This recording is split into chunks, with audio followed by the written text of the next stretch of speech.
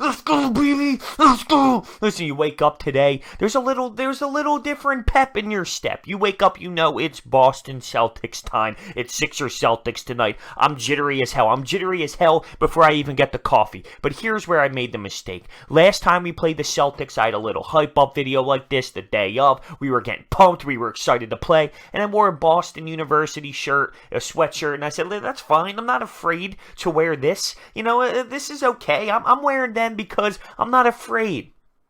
We ended up losing. Now I make the terrible decision, without even thinking until I sit down right now, that I will go out and grab a Dunkin' Donuts coffee. Well, we all know Boston and Dunkin' Donuts coffee, it's like this. It's like this. I should have went to Wawa. What was I thinking? Here I am. Am I nervous? No. I am not nervous because I'm not afraid. Because the Sixers are going to win tonight. My gut feeling after watching this basketball team play the way that they have been playing, as I see this basketball team on a 5-game win streak and clicking and just playing very well together, it is finally the time for the Sixers to win against the Boston Celtics. It's going to happen. That's my gut feeling right now. They're playing too smooth. They're playing very well. These 5 starters are finding their rhythm. You're seeing Ben Simmons doing great things. Jimmy has been taking a big step in his game, especially late in the fourth quarter. It's skyrocketed to an elite level that we expected him to be all season long. Joel Embiid coming off of a rest day. We've seen what he did against the Bucks. We see what he does all the time. Joel Embiid is a monster, playing well. Tobias Harris, last time he played the Celtics, it was his first time experiencing this rivalry. He played out in LA. He played for the Pistons. He never experienced a game like Celtics-Sixers, so he didn't shoot very well from 3. I think he knows now emotionally how much this means to the fan base and to the locker room, that he's going to have a different mentality today. He's going to have a different mentality. He's going to know he needs to knock down these shots. He's not going to go, I believe he went 0 for 6 last time against the Celtics. He's not going to do that again. And JJ's been rocking and rolling with the hottest stroke I've seen so far, coming off of his best game ever. I mean, the guy literally was shooting all the threes, 7 3-pointers. He had 10 rebounds, 8 assists. The guy was playing lights out, and that was without Joel Embiid, who we all thought he couldn't play any lick without Embiid on the floor. I'm taking a look at Brett Brown, right? We all are. Everyone's been talking about it. It's the hot item. I've been somewhat of a defender, but I'm not saying he's the best coach ever in the history of the NBA. But tonight is a big night for him, and I'm curious what he does. We've seen Ben Simmons struggle with the ball in his hands against the Celtics because of the way they play him. It seems like Brad Stevens totally perfected a way to make Ben Simmons uncomfortable. We've seen times when Ben plays a little bit off the ball. I'm not saying take the ball completely out of his hands, just a little bit off the ball. We've seen the Sixers play well against the Celtics specifically when that happens, whether you relate it back to TJ McConnell last year or other situations. I'm not saying take the ball out of his hands. I'm just curious on what Brett Brown does. Will he elect to maybe give Jimmy the ball a little bit more and put Ben in the 4 position at times? I'm not saying take the ball out of Ben Simmons' hands forever. I'm just saying at times because of the way that they defend us. Now, Gordon Hayward is out with a concussion, and Al Horford is probable. That's all the news that I have at this point of the recording. I want to see this team healthy. I want the Boston Celtics to be healthy. I don't want to, play a team that doesn't have their full guys out there.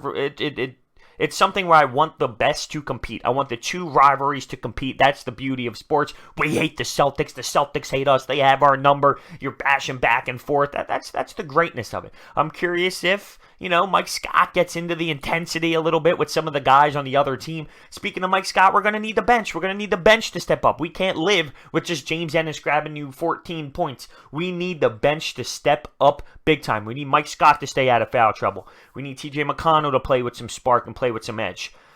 I just have a really great feeling that the way this team has been playing, that we are going to get this done. Now, with that being said, I want to bring up a point. This game seems a little different to me, and this is what I mean by that.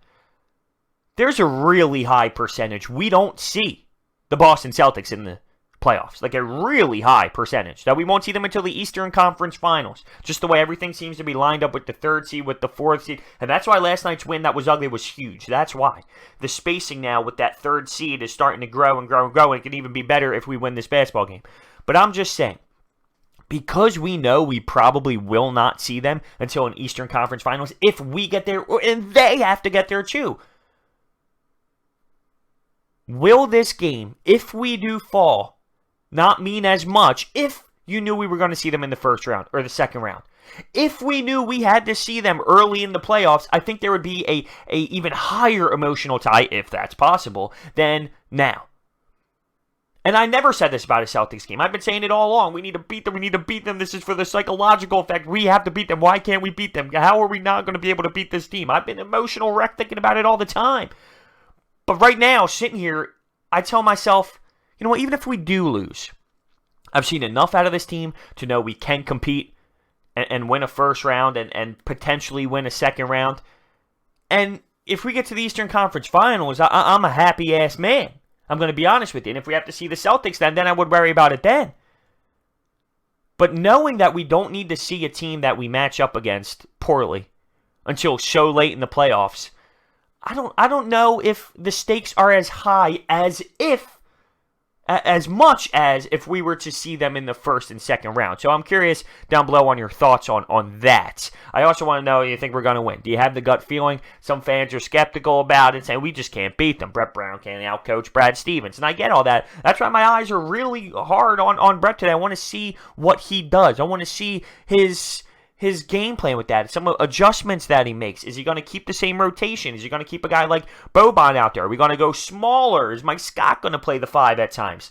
I want to see how Brett Brown elects to do this. I also want to see Ben Simmons. Right? Ben Simmons has been a little bit of a quiet player when it comes to the Boston Celtics, and we even seen it against the Milwaukee Bucks, 8, 9, and 9. That's great that he had 9 boards and 9 assists and he does other things, but last night we saw him drop a lot of points. We saw him shoot, 10 of 11 from the field? Or 11 of 12, one of those two. I can't remember off the top of my head. He was dunking the ball. He was aggressive offensively. He was going hard to the rim. But the way the Celtics play him, the way other teams play him, he really just takes a step back and says, all right, I'm going to just facilitate the entire time. How are we going to see him do that? We see him turn the ball over a lot against this team. And that's one thing that this team has been doing a phenomenal job of as a whole. As a whole, we've been keeping the ball in our possession. We haven't been turning it over as much. We've been keeping that thing like a prized possession. So that's huge. We got to keep the turnovers to a minimum. We're coming off of a really great stretch of that. And even Ben with the free throws. The last game, he wasn't the best at the free throws, but all around before that, for the last 8, 9, 10 games or so, besides last night, he's been awesome at the free throw line. I wonder if there's a mental thing going to the charity stripe against Boston. You hear a couple chirps, Marcus Smart, Marcus Morris. Are they going to start chirping at him when he's at the free throw line? Is he going to be able to drill him? But I think there's going to be some high intensity in there with some of these players. Like I said, Mike Scott maybe getting into it, some guys getting into it on the court, because that's the beauty of sports. Let's be real. This game is going to be awesome, though. Now, we're coming off of, clearly, a back-to-back situation, so some guys are a little tired, but there's no excuse. There's no excuse. There's no way we can start this game out flat. I remember a game when Toronto came to town, and we just started the game out so flat. How?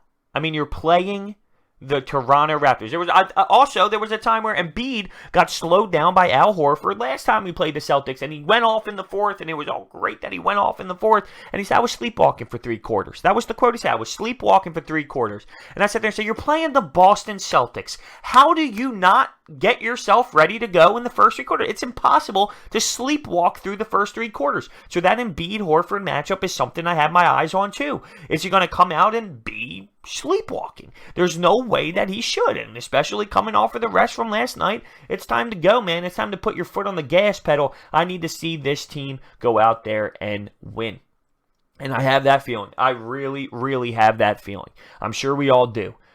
It's exciting. I mean, it's early in the morning right now, still drinking that coffee, jittery as hell without the coffee to even begin with, and I can't wait. I can't wait for 7 o'clock. It's great. You have the NCAA tournament starting tomorrow, the official kickoff, let's say. You have a couple of the first 4 games. Temple fell, which was kind of a little disappointing. The Big 5 has been having some crazy news with head coaching stuff anyway. But to have this game before that, it's exciting. It's exciting. I'm going to go grab some 6-pack of Yards Pale Ale, hang out with the boys, watch the game. It's going to be fun. It's going to be fun. So down below, I want to know your thoughts on who's going to win this game. And I want to know, does this game mean less? And not by a lot, but I'm saying just a little bit less because of the fact that We won't see them until the Eastern Conference Finals if we both get there, realistically. There's a good high percent chance that happens. Let me know your thoughts down below. Go Sixers, boys. Go Sixers. This is going to be a juicy one. That's for damn sure. It's going to be fun. The Wells Fargo Center is going to be dynamite. Absolutely dynamite. Thanks for watching. I'll see you next time.